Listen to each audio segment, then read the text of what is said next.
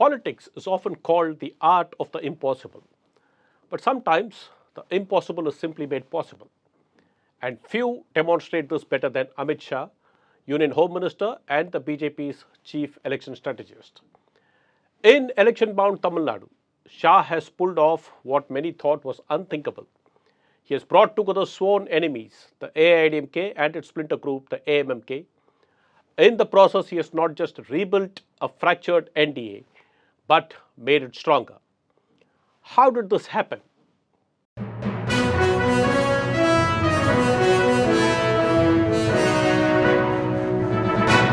Vanakkam, this is D. Suresh Kumar. Thank you for joining me in this episode of the Hindu Focus Tamil Nadu. Tamil Nadu's political landscape has changed almost overnight. The AIADMK BJP-led National Democratic Alliance, long seen as a work in progress, has been significantly strengthened in just 2 weeks. First, on January 7th, the Patali Makkal Katchi faction, led by Anbumani Ramdas, sealed a pact with the AIADMK. Then came the bigger move. The BJP brought back the Amma Makkal Munnetra Kalagam, led by TTV Dinakaran, into the NDA fold.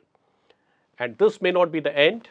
Efforts are on to rope in smaller political parties that could add incremental vote share in what is expected to be a tightly fought election. The return of the AMMK, just 4 months after it exited the NDA, is particularly significant. This is something Amit Shah had failed to achieve in the last assembly elections, uniting the AIADMK and the AMMK. This reunion now could help reclaim a chunk of the AIADMK's traditional vote base that fractured after the death of former Chief Minister Jayalalitha. Now, Dinakaran belongs to the Colour community, a key constituent of the Mukkalathur bloc.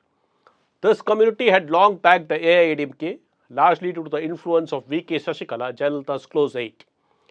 But after Edappadi Palaniswamy rose to power, now he belongs to the Gowda community, dominant in the western Tamil Nadu, a section of the Mukkalathur base felt alienated. The sidelining of Dinakaran, Sashikala and later O. Pannirselvam only deepened this resentment. Palaniswamy did attempt damage control by promoting Mukkalathur leaders within the party, but the split had already hurt the AIADMK. In the 2019 and 2024 parliamentary elections, as well as in the last assembly polls, Dinakaran's AMMK consistently ate into the AIADMK's vote share. This impact is best explained through a data study by my senior colleague T. Ramakrishnan. His analysis shows that had the AMMK been part of the NDA in the last assembly elections, the alliance could have won at least 20 additional seats.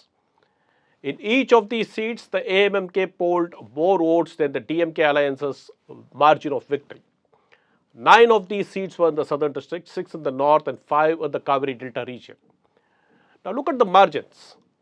In Chennai Srinagar, the AIADMK candidate lost by just 137 votes. In Tenkasi, deep down South Tamil Nadu, the defeat margin was 370 votes, while the AMMK candidate polled nearly 10,000 votes. In Mannargudi, in the Delta Belt, the DMK won with a margin of 19.35%, while the AMMK candidate secured over 20% of the vote. Back then, the AMMK had aligned with the DMDK, OIC's AIMIM and the STPI. The BJP leadership was well aware of the electoral value the Mukkalathur community could bring. But Palaniswamy was firm, no reconciliation with Dinakaran, Sashikala or Pannirselvam. Publicly, Amit Shah maintained that the BJP would not interfere in the AIADMK's internal affairs, but privately the effort continued. A key strategic shift came last month. Bhaijayant Panda was moved out as Tamil Nadu poll in charge and sent to Assam. In his place, Union Minister Piyush Goyal was brought in. Goyal has prior experience in Tamil Nadu and a comfortable rapport with AIADMK leaders. This move reassured the AIADMK leadership and helped open channels for negotiation. Soon after this, Palaniswamy met Amit Shah in Delhi. Following that meeting, Palaniswamy hinted at a softer stand on the AMMK, though he remained very firm on not accommodating Sashikala or Pannirselvam.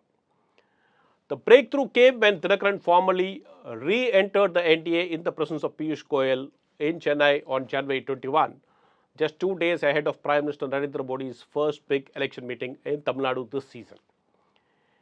AIADMK leaders were absent at the event, but Palaniswamy soon after issued a statement warmly welcoming Dinakaran to what he called the mission to dismantle the DMK's tyrannical rule.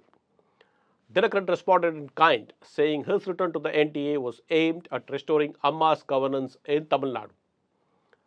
This is the first time in 9 years that Dinakaran and Palaniswamy will work together. But will this arrangement hold? Well, history suggests it can. A clear parallel lies in the DMK's alliance with Vigo's MDMK. Despite a bitter split, Vigo joined hands with the DMK in 1999. And since 2017, he has worked smoothly with M.K. Stalin, who he had once seen as his political rival within the DMK. The strengthened NDA is bound to worry the DMK front. While the DMK alliance has largely remained intact for 9 years, cracks have appeared recently, especially with the Congress. Some Congress leaders have demanded more seats and even a share in power. At one stage, the DMK leadership considered letting the Congress walk and compensating by inducting new allies. That option now looks far less viable with the NDA regrouping. The DMK for now has managed to induct 2 MLAs, PH Manoj Pandyan and Vaidilingam, from the O Pannirselvam camp, but Pannirselvam himself remains politically isolated. The DMDK's Premalata Vijaykanth is still undecided, and so is the PMK faction that is loyal to its founder Ramdas. Meanwhile, the AIADMK has seized the initiative by releasing the first phase of its election manifesto. It promises Rs 2,000 a month for women heads of ration card holding families and free bus travel for men as well, including on city routes. The pressure is now on the DMK to finalize alliances and match the AIADMK's populist pitch. These developments have also put actor politician Vijay in a bind. His plan to attract strong allies with the promise of power sharing has not worked so far. The Congress is most likely to stay with the DMK. If that happens, Vijay's TVK may have to go it alone or settle for fringe allies. One thing, however, is clear. The BJP continues to play a decisive role in shaping the NDA. Therefore, if the alliance wins, Palaniswamy may find it difficult to avoid forming a coalition government. The first real test will be seat sharing, balancing actual electoral strength against inflated ambitions of allies. We will continue to track these developments and keep you posted. On that note, this is D. Suresh Kumar signing off. Thank you for watching.